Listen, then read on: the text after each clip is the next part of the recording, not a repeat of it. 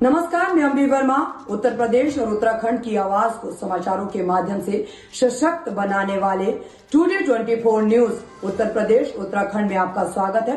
तो चलिए आगे बढ़ते हैं कुछ खास खबरों की तरफ। गाजियाबाद के नंदग्राम इलाके से व्यापारी का अपहरण किया गया था। व्यापारी की खोजबीन के लिए पुलिस ने कड़ी मशक्कत की थी। व्यापारी का फोटो सोशल मीडिया के कई प्लेटफॉर्म पर वायरल किया गया था। व्यापारी का कहीं पता नहीं रख पा रहा था। पुलिस भी इस पूरी घटनाक्रम के कुंसी के लिए टीम में गठित कर चुकी थी। अब बस इंतजार था कि कहीं कोई सुराग हाथ लगे। फिर जब गाजियाबाद पुलिस को जैसे ही सुराग हाथ लगा तो गाजियाबाद पुलिस पूरी तरह से एक्टिव हो गई और पुलिस ने इस अपहरण और उसके बाद हत्याकांड को अंजाम देने वाले 3 आरोपियों को गिरफ्तार किया।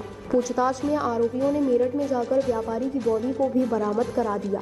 अब पुलिस इस घटना में इस्तेमाल की गई कार और व्यापारी को बेहोश करने वाले उपकरण बरामद करना चाह रही थी।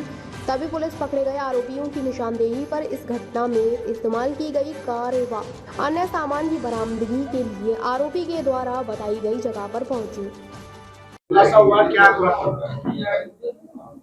योगेश शर्मा सन ऑफ देवेंद्र शर्मा जो भट्टा नंबर 5 रोड सिकरौड़ गांव के रहने वाले थे। करीब 25 वर्ष इनकी उम्र रही होगी।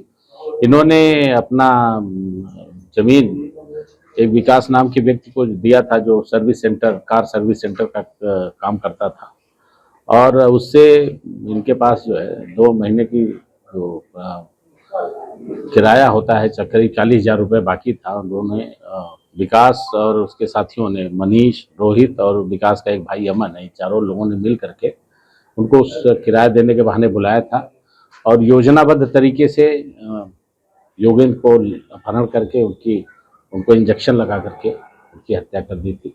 आज इस पूरे घटना का क्रम का अनावरण हुआ है जिसमें विकास सन ऑफ रामभूल जो जराड़ा मोराली मेरठ का रहने वाला ये मुख्य जो साजिश करता है। इसकी पुलिस मुठभेड़ में गोली लगी है पैर में और हॉस्पिटल में घायल भर्ती है।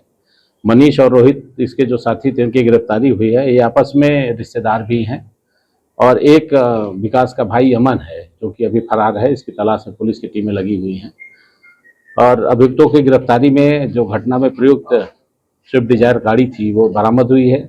साथ ही साथ विकास के पास से एक तमंचा 315 बोर का 2 जिंदा कारतूस और एक खोखा कारतूस बरामद हुआ है।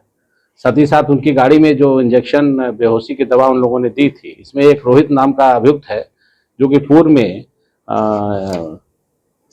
किसी हॉस्पिटल में मोदी नगर के हॉस्पिटल में इसने वार्ड बॉय का काम किया था। उसने इनको इंजेक्शन दिया था। उसके इंजेक्शन की खाली जो शीशियां हैं वो भी बरामद हुई हैं। इन अभियुक्तों को गिरफ्तार करके जेल भेजा जा रहा है। क्या की वजह सिर्फ किराए का पैसा था या अपहरण करना था, इसके बाद फिरौती मांगनी थी लेकिन इंजेक्शन दे दिया, ज्यादा ओवरडोज हो गई, उसकी मृत्यु हो गई, क्या वजह रही? किराए की वजह तो किराया तो केवल बहाना था उनको बुलाने का। वास्तव में इनके मन में पाप समा गया और इन्होंने सोचा कि ये पैसे वाला आदमी है, इसको अगर हम लोग किडनैप कर लेते हैं तो फिरौती के रूप में हमको पैसे अच्छे खासे पैसे मिल जाएंगे।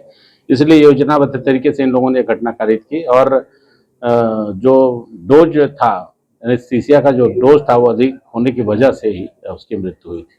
सर, किस तरह से इस पूरी घटनाक्रम का खुलासा हुआ है और किस तरह पुलिस मेरठ पहुंची और मेरठ में क्या दिखा?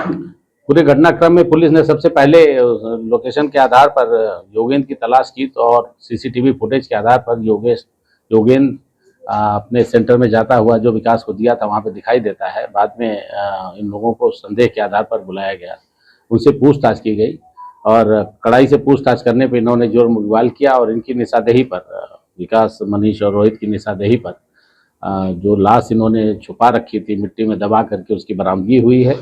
साथ ही साथ उनकी निशानदेही पे कार की बरामदगी हुई है। विकास की निशानदेही पर विकास ने कार जो छुपा करके रखी थी झाड़ियों में, उन्होंने बताया था कि विकास से पूछताछ पे कि कार जिस घटना में प्रयुक्त जो कार है इसको मैं बरामद करा सकता हूं। तो विकास को लेकर के पुलिस टीम गई थी करीब 7:30-8 बजे के करीब और वो वहाँ पर चाबी खोल करके जो छुपाया हुआ था ईंट के नीचे, चाबी खोल करके गाड़ी को खोला, उसमें से तमंचा लेकर के पुलिस पे जानलेवा हमला किया पुलिस पार्टी पे। तो पुलिस ने आत्मरक्षार्थ गोली चलाई थी जिससे उसके पैर में गोली लगी और घायल हुआ है। सर, ऐसे में कितनी बड़ी चुनौती रहती है कि अभियुक्त की निशानदेही पर आप गए और गाड़ी में से उसने वेपन निकाला, पुलिस पार्टी में पाई थी, कितनी बड़ी चुनौती रहती है पुलिस के लिए? यह व्यक्ति पूर्व में अपराध में जेल गया था, 376 के मामले में जेल भी जा चुका है और एक निश्चित रूप से चुनौती थी पुलिस के। शाम का अंधेरा था, उसमें ऐसी उम्मीद नहीं थी कि पुलिस इस तरह की पार्टी पे फायर करेगा वो, लेकिन आपराधिक पृष्ठभूमि होने के नाते उसने इस तरह से घटनाकारी की।